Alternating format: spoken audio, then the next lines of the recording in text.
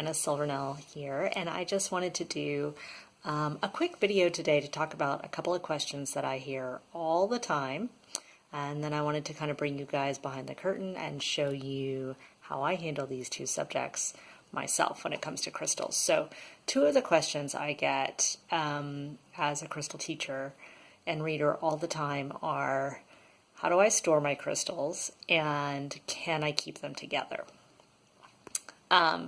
So let's start with the first one. You can actually store your crystals almost any way you want. The main considerations are going to be,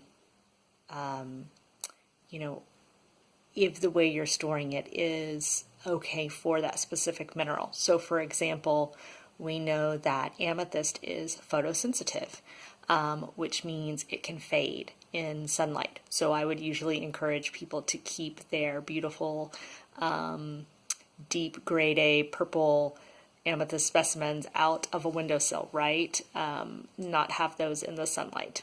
Beyond that, especially when we're talking about little tumbles, it's really up to you. It's what works for you. A lot of people like to keep them in little dishes around the house. They like to kind of collect them in one space, and that's perfectly fine.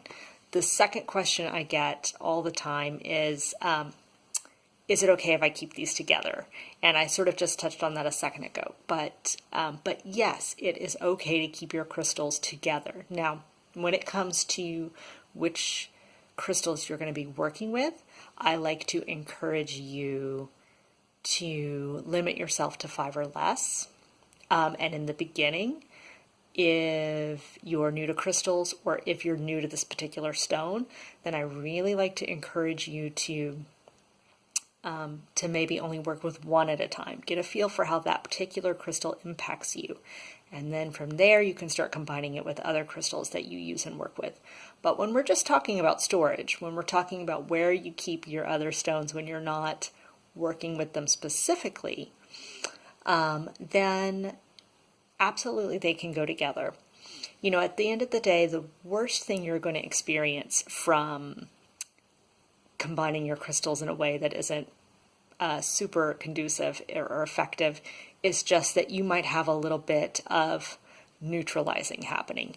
So an example of this is carnelian is a very stimulating crystal to work with, right? Whereas something like celestite is a very calming crystal to work with.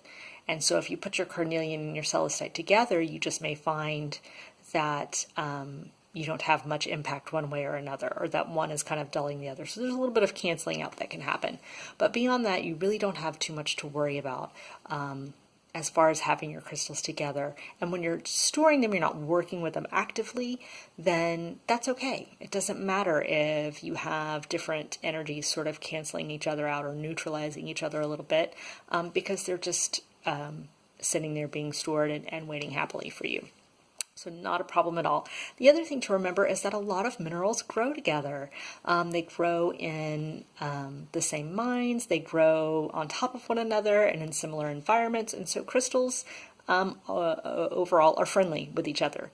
They play well together, and there's typically not a lot to worry about there. So absolutely you can store your minerals together, and absolutely you can store them in whatever way works best for you. So you can do that in a way that you feel is beautiful for your space. I've seen people keep them in little like tackle boxes where they have them separated and kind of labeled.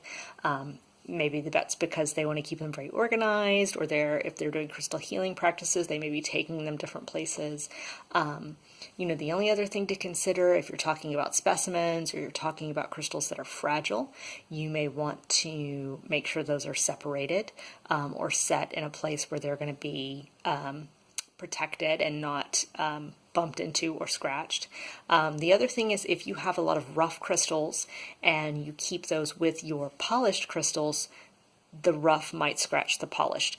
that's typically only if it's moving around. So if it's sitting in a basket on your floor, as mine are, then you're not going to have an issue. But if you have them in a bag together in your purse, then you might find that the rough stones scratch the polished stones a little bit. So that's just another thing to consider.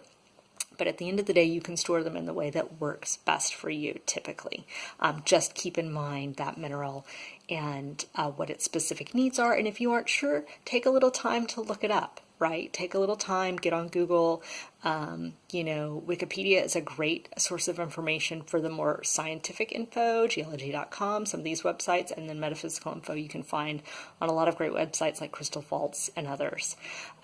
Okay, so in just a second, I'm going to turn this camera around and I'm going to show you how I keep it. You can see here I've got some baskets. I actually have 3 of these guys. I've got this one here, and this one is actually sitting right under my altar. This cabinet here is my altar. I keep some things inside, and then I also have some things on top.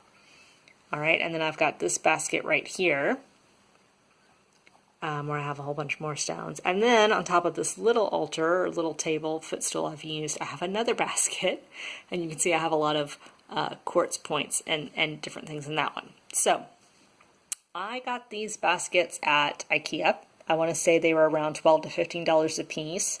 They're sturdy, they're natural, they're fairly shallow.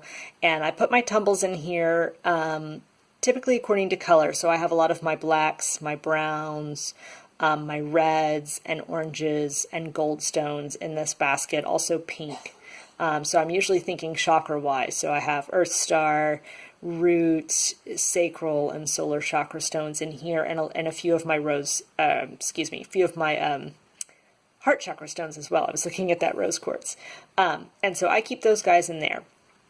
Over here, in this guy, I keep a lot of my green, blue, turquoise, and violet stones, and also my white stones. So, and then as you can see too, I've got several of my shells in here also. So in this case, I'm looking at heart chakra, throat chakra, third eye, crown, and that aura star chakra at the top between the crown and the end of your electromagnetic field. And then in this basket here, I just mostly keep quartz. So I just have a lot of quartz points in here. You can see a lot of these guys are kind of yellow and dirty. I mined these. Most of these I mined myself with my husband in Arkansas, which is a really fun trip, by the way. But here's where I just keep basic quartz. Since I have so much of it, it gets its own basket. And then again, these guys. Now, what works for me with this setup is that I am very good at identifying my stones. So if I pick up a stone from one of these baskets, I know that this is rose quartz. I know that this is leopard skin jasper, right? I know that this is my black tourmaline.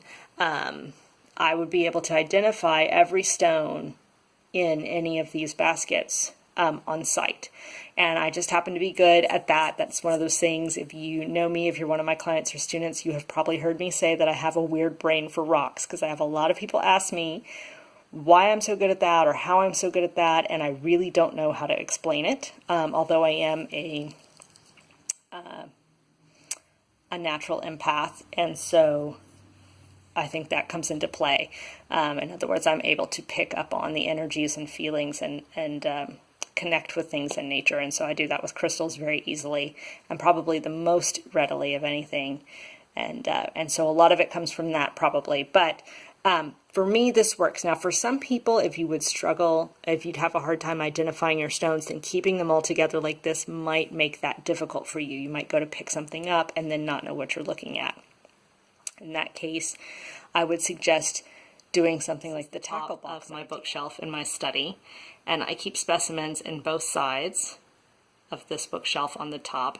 There's a big hole in that one because I have that specimen on my altar right now. But I keep a lot of specimens in here this way. I also keep a lot of my specimens kind of scattered throughout the house in different rooms. And I change them out often. And I change out what's on these shelves, switching them out to put on my altar for different reasons, depending on the season and things like that. As you can see, these shelves are wired and for lighting, but I don't actually have the lights on because I don't want to take a chance on damaging any of my photosensitive specimens. And I do have some amethyst and a few other things, so I don't actually use the lights right now. But that being said, that's kind of how I keep my larger specimens, you know, and these aren't, some are huge. My pink amethyst over there is a pretty nice size, but most of these aren't that huge. You know, my malachite here is actually pretty small, but just a little bit too big and a little bit too fragile to toss into a basket with my tumbles. So there you have it. That's how I store my crystals, and I'd love to see and hear more about how you keep yours.